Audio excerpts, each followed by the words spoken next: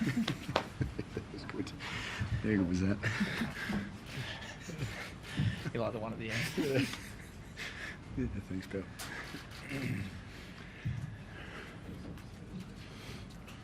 Ready? Madge, how does that feel? Well, super happy for the players. It was incredible. Just had a special moment, obviously, there with the players, and we had a chat about where we started to where we are now, and yeah, it was a pretty special moment I just had with the players. Seems a long way away from where you were 6 weeks ago at this point, really, doesn't it?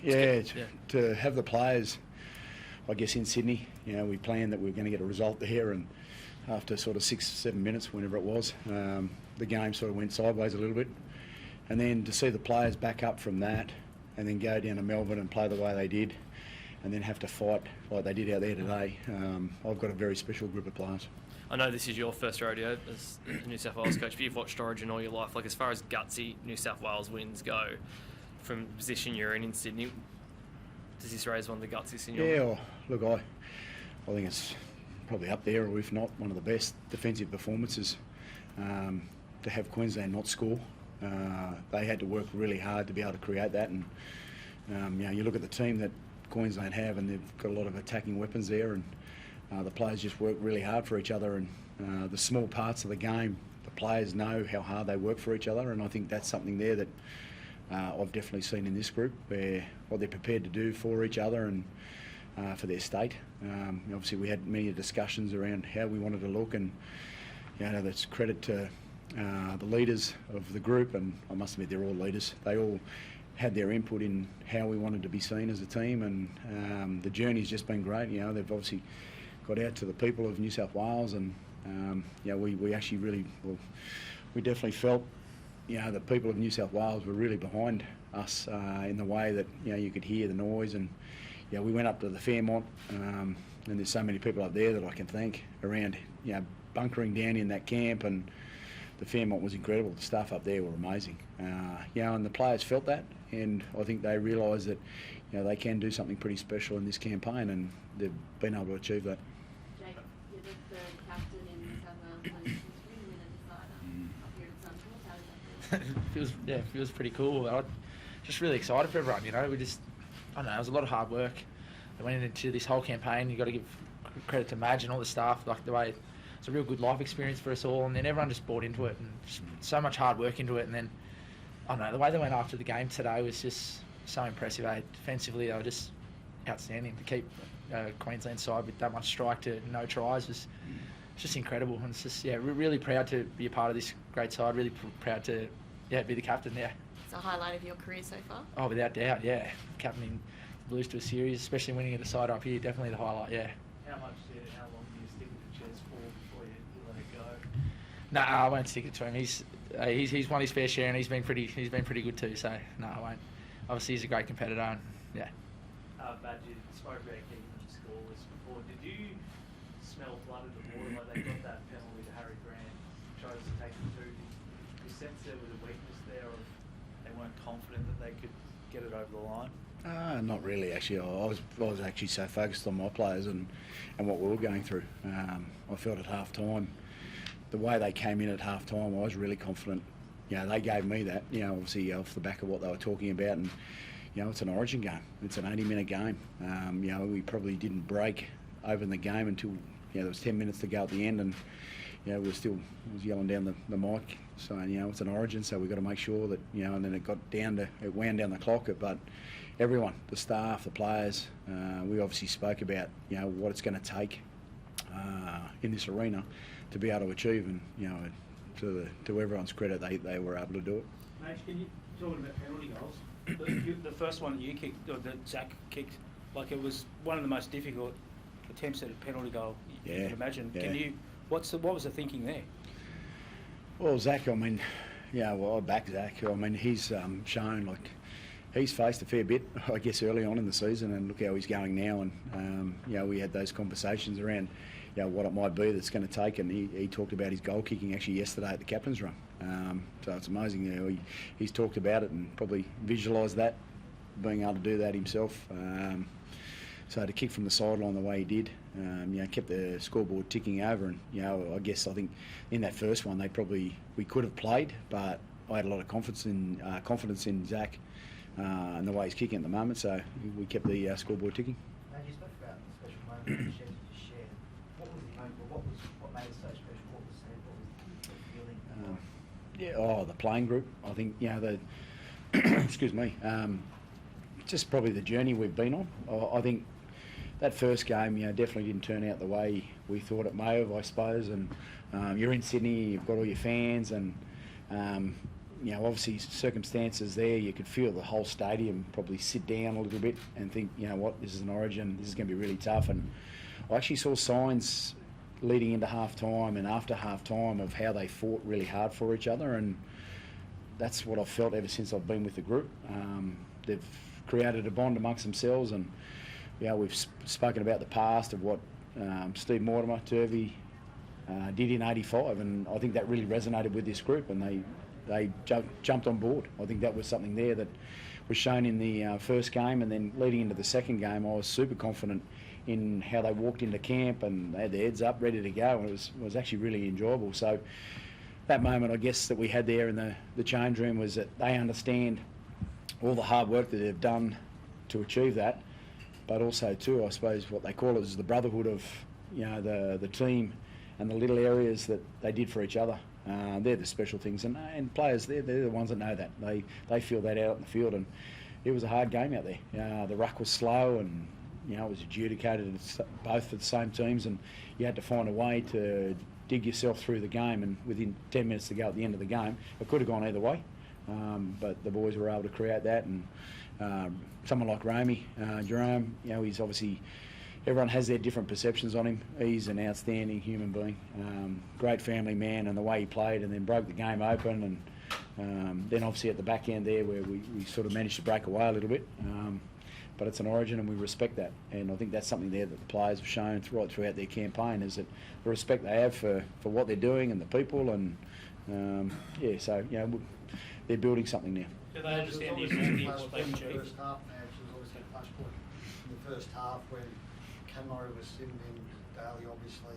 Hamoli got involved, got told to get off the plane. Yeah.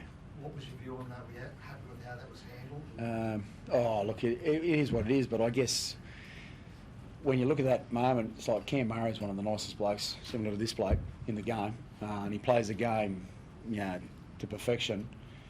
But he obviously went down there because he cared for one of his teammates. And the call was made, so play on. We had to just play the way we did. But I've known Cam Murray for a long time, and I never have thought he probably would have jumped into something like that. But it just goes to show what the group means to each other. And then, he was sent, and the boys had to dig deep, and away they went. What about Hamoli? We won the game, so we'll move on. What do you think, Madge? Hamoli obviously was sent from the field for the game, but after the game, you guys are on the stage, lifted the shield, and he's standing there in the tunnel. I'll actually tell you a secret. I had no idea about Hamoli. I was actually trying to drag him on the field at the end there, and he goes, "I'm not allowed on there." Oh, 4. So I actually, I'll have to go back and have a look at that part. Madge, what about Mitch Moses? You came into the series under Yeah. obviously the first game. His representative career sort of been under the microscope at times, but in the first half, I think it was, I see early in the second half, it looked like he was carrying a foot injury. Makes a great cover tackle on Reece Washington. Looks like he's going to run away. Comes up with a huge play at the end of the game. Like a ruptured his bicep as well. Can you tell us about his sort of performance tonight and impact on the series? Coming in, I guess I'd spoke to Mitch a fair bit prior to the series even began, and you get to know all the players, and I do like Mitch and his personality. It suits the arena. You've got to have a lot of confidence about your own game, and I think that's what he brought to the game. In game 2, he and his kick is very handy, isn't it? That's what Origin's about. You've got to get a decent kick on the back end of your sets, and he definitely brought that. And it was really nice to see him break the game open there. He was patient. The game was a dogfight. And it was going to be a moment that opened the game up, and Mitch found that. What's the part of the year? Angus Crichton was in reserve grade. Now he's a Wally Lewis medalist. How important was he for this team? Oh, he's enormous. He's excellent.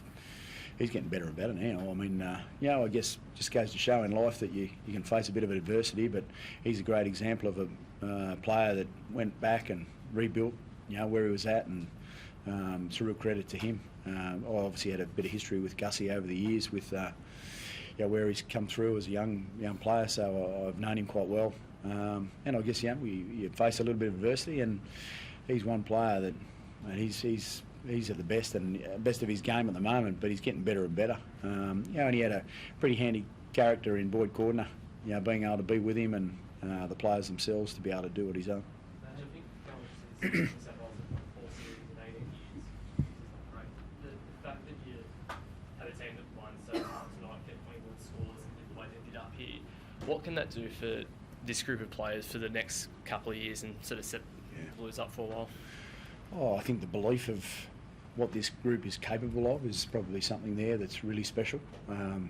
They really believed in each other. I mean, people probably asked, actually I had a lot of you guys ask me about Jake being captain, and it's the glue, it's the special parts of what goes on in and around the team that people don't get to see, but I get to see. And I wanted Jake as our captain because of his character. The players love him, and sort of, but they do. They just had another special moment in there where they all cheered him, and but that's what Jake brings. So you're picking certain characters to what you want, and I felt Jake was the man that I wanted to run and lead the team. So it was nice to see.